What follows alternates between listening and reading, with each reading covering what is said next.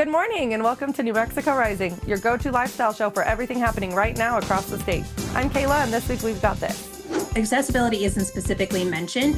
It means that it could potentially be left out. For me, great entertaining starts with great food, and that was the inspiration behind my cookbook, The Flavor Matrix. So Cyclospora is a microscopic parasite. It is transmitted through human fecal matter. The mission for us is to partner with communities to improve and save veterans' lives. Setting daily goals to include these in meals and snacks can be one of the best things to do this summer to support better health. All that and more right here on New Mexico Rising.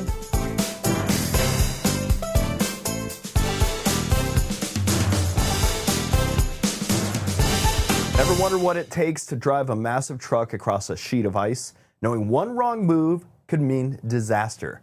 The hit History Channel series Ice Road Truckers has returned with its most intense season yet. Higher stakes, deadlier conditions, and shorter windows to deliver life-saving supplies to some of the most remote communities on Earth.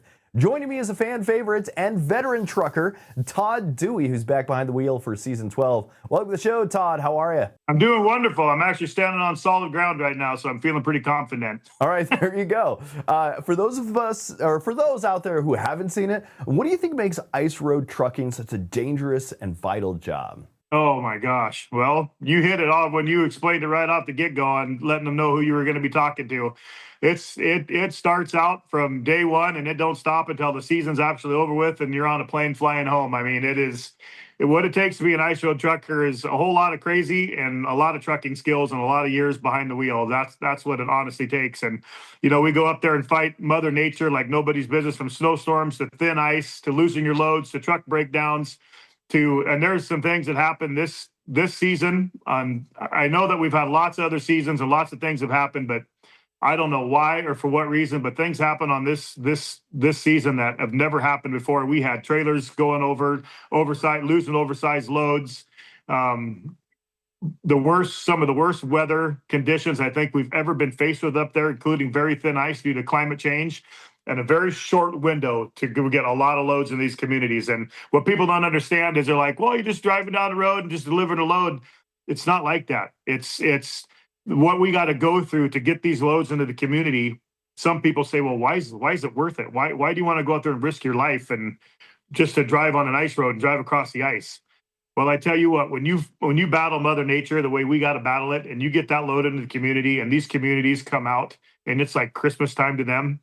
And the little kids come up and they give you a hug and they're so excited to be getting their new bike, maybe that's in their load of supplies, or their food that they need for the remainder of the year after the ice roads, when they all melt and they go away, that's the only access they have to get these supplies. So when I stop and think of my kids or my granddaughters going without food or supplies that they need to live throughout a year, that's how important it is. And they show their appreciation when you show up there, and it makes it all worthwhile. And you face some brutal hauls. What's the toughest one that sticks with you? Oh my gosh, there's been so many over the hauls. I can't give any away this year. You're going to have to put your seatbelt on and buckle up and watch a show and go for a crazy ride of this. But there's been so many times that I think I broke a couple records over the years for some of the heaviest hauls on the ice. And there's been a lot of situations. There's been a lot of scary moments. Let's put it that way. And season 12, it marks really a big return after a long hiatus. What's it been like getting back on the ice kind of this time around? Oh, I was nervous. I'm not going to lie to you. After having 8 years off and spending and doing a little family time and doing some graduations with my daughters and getting my new grandbabies and doing all that, and then getting the call to go back up after 8 years of not being on the ice, I was nervous. I'm not going to sit here and BS you. I was like, oh my gosh, because then you get flooded with all those emotions of knowing what's about to happen, how thin the ice can get, Mother Nature, the snowstorms you're going to get yourself into. Am I going to be able to get these loads? And do I still have what it takes to be an ice road trucker? And so the first couple of 2-3 runs up there, I was nervous like nobody's business, thinking, oh my, because it just flooded me with emotions. The second I hit that first ice road, I was like, oh my gosh, I cannot believe I'm here and doing this again. So it was quite the adventure, and this is definitely one season you are not going to want to miss. And this season, we're seeing some veterans and rookies out there. How do the new drivers handle the pressure compared to some of the seasoned pros like you? I don't know. I've been with a couple new new season drivers that have been up there over the years of ice road trucking. And, of course, I don't ever leave a driver behind. If I'm with somebody and they're new and they don't know, they're in a situation where they don't know what to do or how to get out of it or how to fix their truck, I'm not going to leave them. I'm going to stay there and help them until we get everybody safe and we're back up and rolling and get out of Mother Nature's elements and get back to rolling. But as far as the new guys this year, I didn't get a lot of trucking time with them. I know that they were nervous. I did talk to them on the side a little bit. And when we were back in getting loads, they're like, oh my gosh, this is not what I expected. I didn't think the roads were going to be this brutal. I didn't think Mother Nature was going to be this brutal. And it's like, I asked them the question, well, what do you think about coming back for another season? If the Muskie Creek asks you to come back and be another driver again this next year, they're like, oh man, I'm going to have to think about it because it's not brutal. I mean, these road conditions put you through things you never think your body or physically and emotionally that you'd ever be put through. It's pretty amazing. And beyond the danger and the paychecks, what's the real reward that's keeping you back hitting the road over and over again? Getting those loads to the communities, those hugs and those hot plate of food after battling and putting your body and getting those loads in the community from Mother Nature and battling those ice roads. When you see the smiles on those families' faces and the way they came up and they give you a hug, and it's not just like a hug like, oh, no, it's a hug like you can tell the appreciation in it.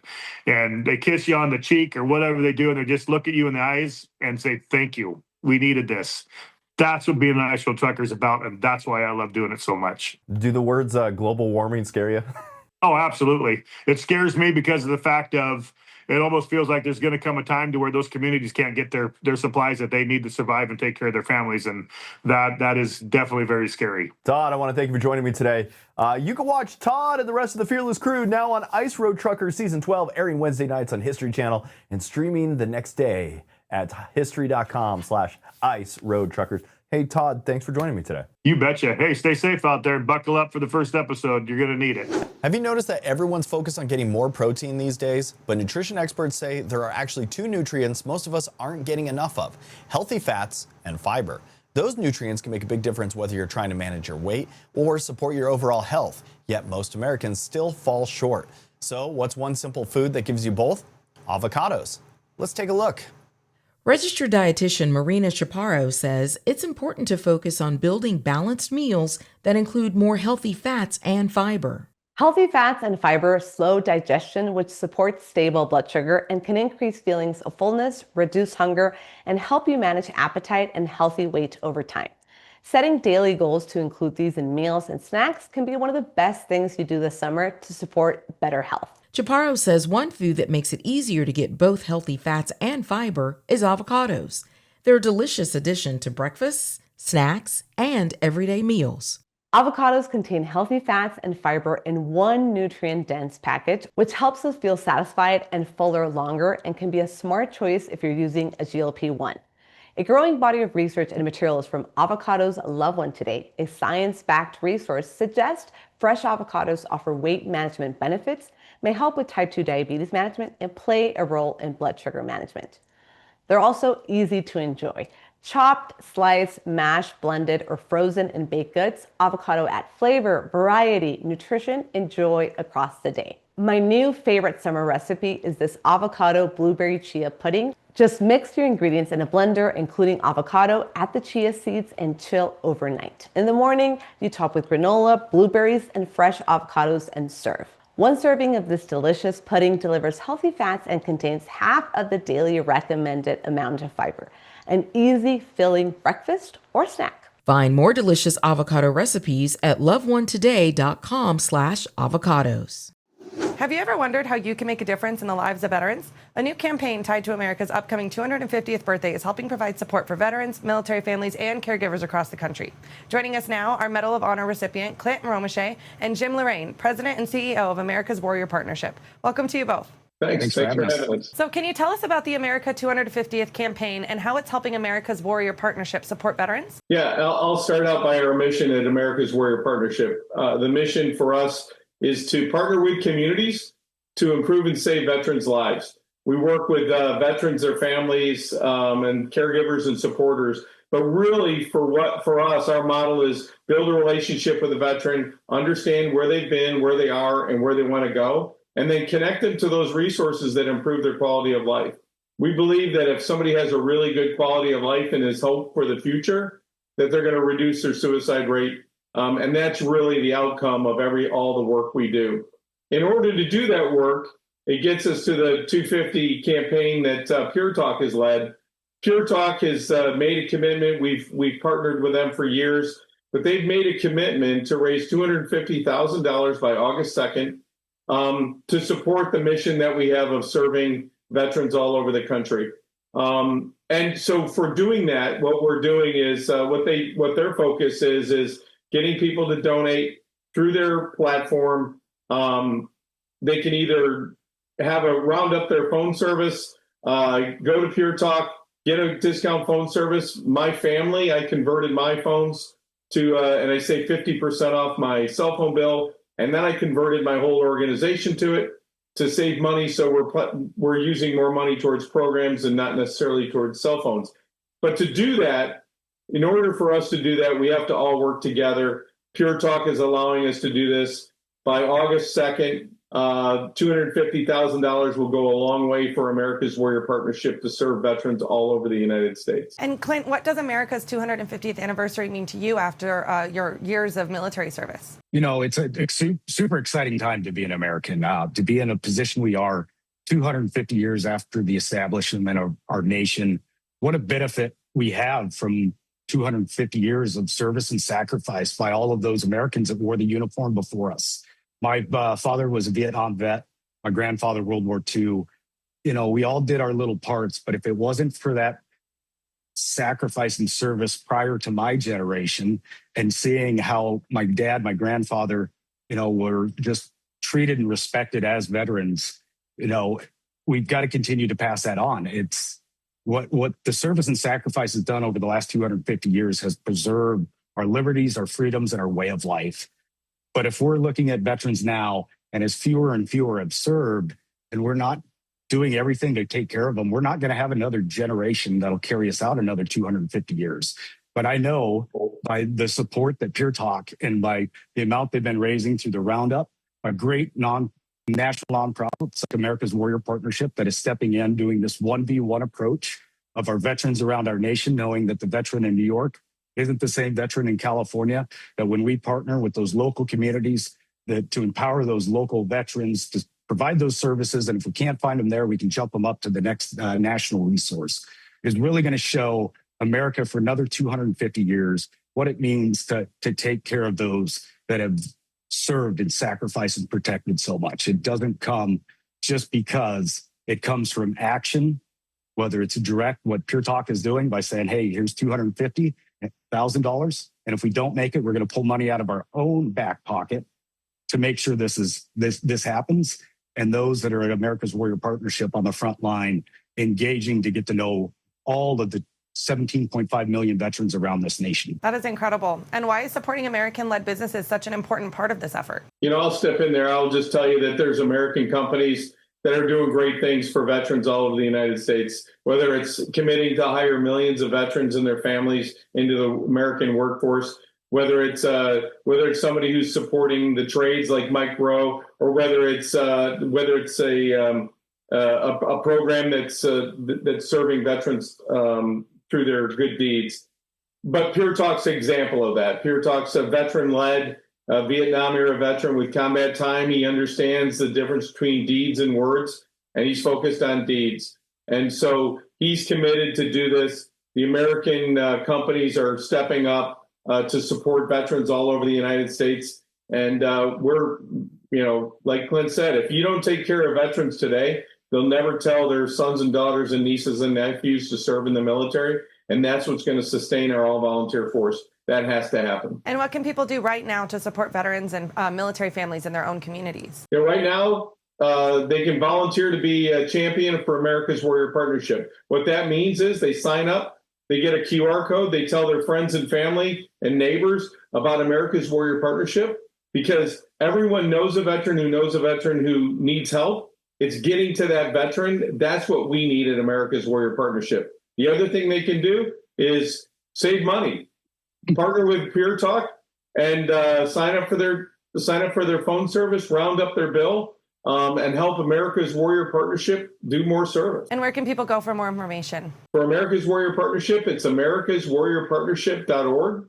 And for Pure Talk, it's puretalk.com. Clint, Jim, thank you both for being here this morning. You bet. Thank you so much for having us. If you've been following the recent Cyclospora outbreak, you might be wondering how safe your salad really is. While not all leafy greens are grown the same way, new farming methods are giving consumers more options. So joining us is Steve Bradley, president of Cox Farms, to explain how greenhouse-grown greens are produced and what shoppers should know. Welcome to the show, Steve. How are you? I'm great, Dan. Thanks for having me. It's great to have you here. Many people have been hearing about the Cyclospora outbreak. What is Cyclospora and where is it typically found? Yeah, so Cyclospora is a microscopic parasite. It is transmitted through human fecal matter.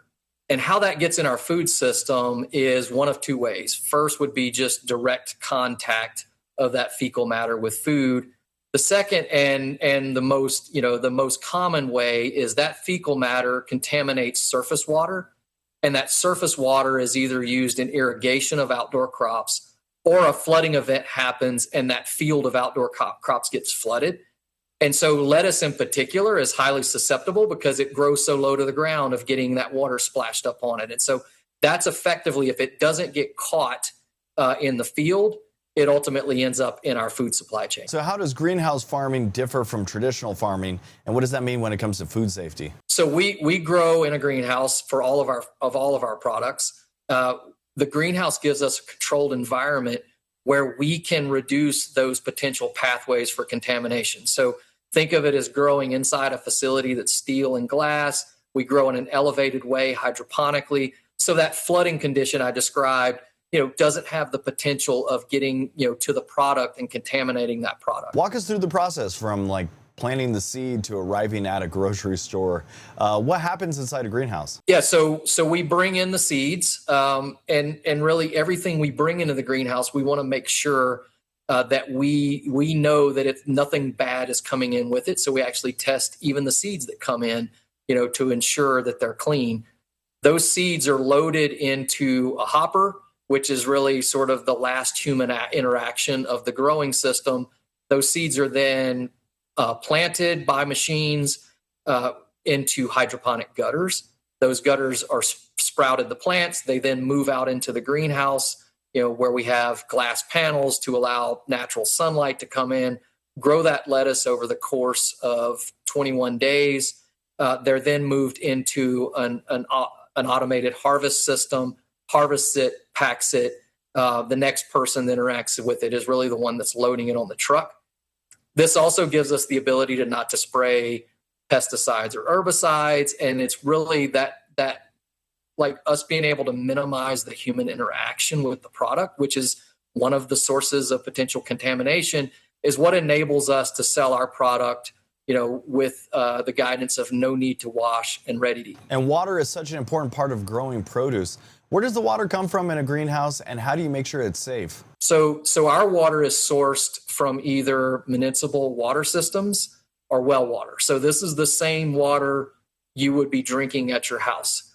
We take an additional step, though, to just ensure it's as clean as possible. We test it to see if there are any impurities. We also run it through reverse osmosis filtration, as well as we do a sterilization step with UV light, just to ensure we've got the most pristine water possible that we're using for irrigation of the product. And if shoppers want to buy greenhouse-grown leafy greens, what should they be looking for on the packaging or in the produce section? So when I'm in the store, what I'm looking for first and foremost is obviously our brands, Bright Farms. If it's very visible, and if you're buying Bright Farms product, that product is greenhouse grown because that is all we do.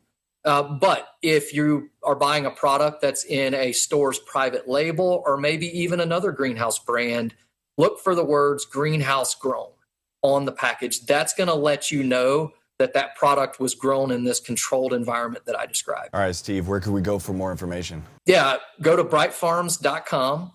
There you can learn more about our greenhouse growing process. And we also have a store locator where you can put in your zip code to be able to find our products even more easily. Steve Bradley, I want to thank you for joining me today. Thank you. Hosting friends this summer doesn't mean spending all day in the kitchen. From easy recipes to fun drinks and simple hosting tricks, there are plenty of ways to throw a great backyard party without the stress. So joining us is four-time Food Network champion, cookbook author, and celebrity chef, James Briscione. Welcome to the show, James. How are you? Hey, great, Dan. Thanks so much for having me today. And it's great to have you on the show today.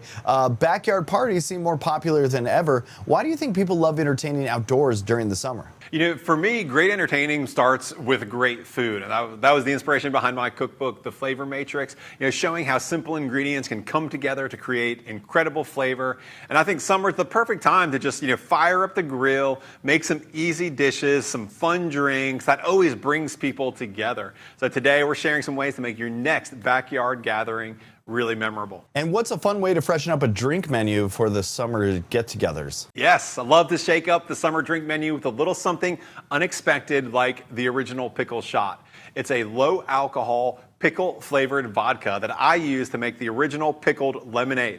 You just mix original pickle shot with fresh lemonade, a splash of sparkling water, serve it over ice with a lemon wedge, and you're good to go. It comes in original dill and spicy dill. And I love that spicy dill in a Bloody Mary also. There's no artificial flavors, colors, sugar, or gluten, and fewer than 40 calories per serving really makes it light and refreshing. That cocktail is a perfect fit for summer. So what's another must-have item or dish you recommend for a successful backyard bash? Yeah, again, one of my favorite ways to elevate any menu is finding those unexpected ingredients. So whether we're talking appetizers and mocktails or desserts and barbecue sauce, I reach for amazing prunes and plum good from Sunsweet to add unexpected flavor and freshness to every spread. Sunsweet Amazing Prunes are sweet, savory, and they pair beautifully with bold spices and smoky heat like these Asian-style ribs glazed with a sweet and spicy sauce, or chicken brushed with a smoky chipotle barbecue glaze. Really delicious. And Sunsweet Plum Good is light and crisp, and it makes the perfect mocktail. All you got to do is take that beautiful plum good, mix it up with a little soda water, a squeeze of fresh citrus, and you've got the perfect sip for a hot summer day. So what's one simple way to take the stress out of planning and getting ready for a party? Yeah, as a restaurant chef, all about mise en place, right? That means you've got all of your ingredients and all of your supplies on hand, organized, and ready to go, which is why I love Pays. It makes online shopping quick and easy because it's offered directly through your bank or credit union and provides a streamlined checkout experience with added security because your card number is not shared with merchants. At checkout, just select Pays and enter the phone number associated with your bank account.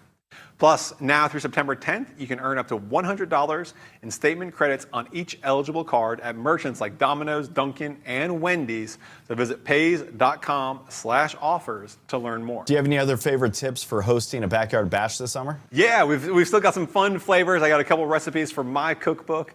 I love to kick off a backyard bash with some oysters sizzling on the grill. So from the Flavor Matrix here, we're taking a bacon and watercress butter to go on top of those oysters, finish it off with some crispy breadcrumbs, gets everybody excited, run into the grill. And then we've got the ultimate flavors of summer with local peaches and a coffee rubbed pork tenderloin finished with a little bit of soy. Delicious and simple. Makes for great food on the grill. All right, where can we go for more information? For more information on everything, I want everybody to go to tipsontv.com. James, I really want to thank you for joining me today. Thank you so much. AI is becoming part of our daily lives, but is it being designed for everyone? A new survey suggests many workers aren't sure accessibility is even part of their workplace's AI policies.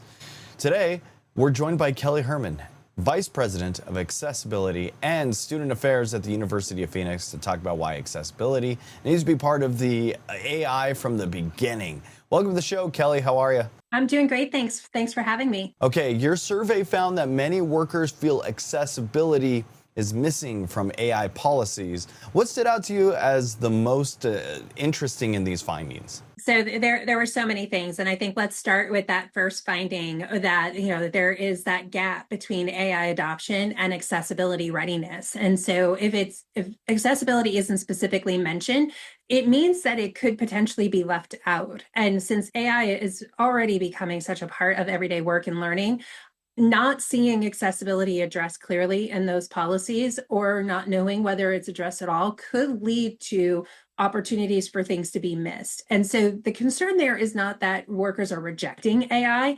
In fact, many are seeing very real benefits. The concern is whether the tools, policies, and training are keeping pace so that people with disabilities and different access needs are not left behind. And AI has the potential to make learning and work more accessible. What are some of the ways it's already helping people today? So it's a very powerful accessibility tool when it's used intentionally. So in our survey, respondents identified likely benefits for creating accessible documents, presentations, websites, or learning materials. Also using it to present information in different formats, such as plain language, audio summaries, translations. But also for me, the important one here is training employees or learners on accessibility practices. And those are not small conveniences. They can affect whether someone can fully participate in a class, a training, a meeting, or actually complete a workplace task. And in education and at work, that matters because not everyone learns, communicates, or processes information in the same way. So why is it important to build accessibility in AI from the start instead of just trying to add it later? Well, so I think when you go and you add it later, then you're running the risk of creating more barriers when you're actually trying to remove those barriers. And so when that happens, then we're recognizing that people are not going to be able to do what it is that we expect them to do. And when we look at it, the reality is that accessibility benefits everyone. So when we have clear content, better summaries, accurate captions, and multiple formats, that helps workers and learners with disabilities for sure, but it also helps busy adults, multilingual learners, mobile users, and anyone trying to absorb information quickly. And so we need to build that in from the beginning. In tool selection, policy, training, and review, and we're more likely to create AI environments that are universally usable. And what are some of the biggest risks when AI tools are rolled out without accessibility in mind? So I think some of the biggest risks there is the accuracy of the output. And that's where it becomes really, really important for the human oversight. And 36% of our survey respondents say that human review for important decisions or high impact work should be part of responsible AI use at work or at school. So we know that AI can generate captions, summaries, transcripts, and image descriptions for us, but those outputs need to be reviewed for accuracy and accessibility. So the goal here is not just automation, but also responsible use. And what are some practical ways or steps employers and educators can take now to create more inclusive AI environments? Yeah, such a great question because for me, the most important approach is to make accessibility part of the process from the start, not something that gets added after a problem appears. So look at your policies, especially your policies on AI, and ensure that you are referring to accessibility and making accessibility part of that. Then also, as you're choosing tools, test them to see how they're going to work for people who have different access needs. And then thirdly, making sure that we're training people on how to use AI accessibly, both from prompts and inputs, but also how to check the accuracy of the outputs and making sure that workers and learners know to go for, where to go for help. And organizations don't need to wait for perfect answers. They can begin by communicating expectations clearly, offering hands-on training, testing tools with users who have different access needs, and keeping human judgment in the loop. And any of our, your listeners or viewers who want to learn more about this can go to our website at phoenix.edu/AI accessibility to learn more. Kelly Hermann, I really want to thank you for joining me today. Oh, well, thank you for having me. And that's going to do it for this week's episode of New Mexico Rising. Thanks again for watching, and we'll see you next week on New Mexico Rising.